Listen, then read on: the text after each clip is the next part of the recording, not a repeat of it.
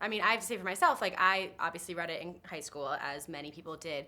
And, knowing that as the filmmaker and knowing that people, dissected the symbolism and read about and understood the metaphors, was that something in the back of your mind as you made this? It was in the forefront of my mind. I mean, everything that we did, and I mean we, because we worked with some of the great academics in the world on Fitzgerald for many years, but experts on all areas, on depth of research. But everything was about, apart from my own epiphany and passion for the book, when Fitzgerald died, he was buying copies of The Great Gatsby just so there'd be a few sales.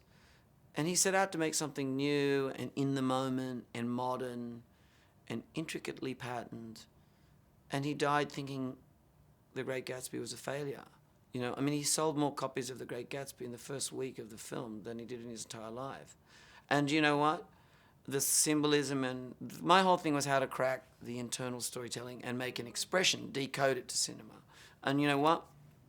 Of all the reviews and all of the dialogue and all of the debate and all of that, the best thing that ever happened to me on this movie, the most fulfilling thing, was that when at one of the openings, this very regal woman came up to me and she grabbed me by the hand and said, "I've come all the way from Vermont." I don't know why she sounds like Katharine Hepburn in Golden Pond, but that's how I do her. "I've come all the way to see what you've done with my grandfather's book." And I went cold because I knew that Bobby, she was a recluse, she was not that accessible, and I'd never heard from her.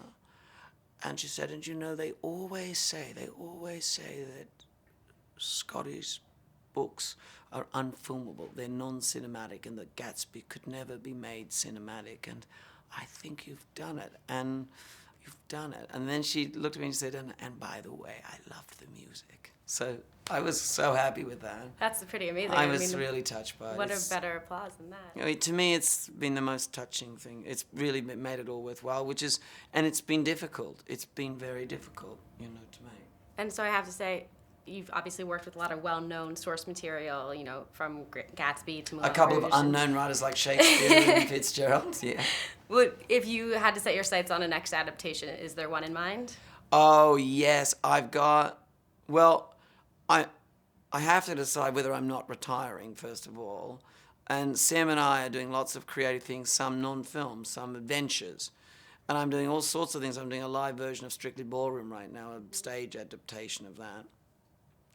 But I do have a few books and a few writers and a few extraordinary pieces that I am currently pursuing. Whether I'll ever actually find the energy to do them, I don't know, because I can barely stand up after this one. But maybe some Shakespeare, though. There's a few good Shakespeare plays left that I wouldn't mind having a whack at.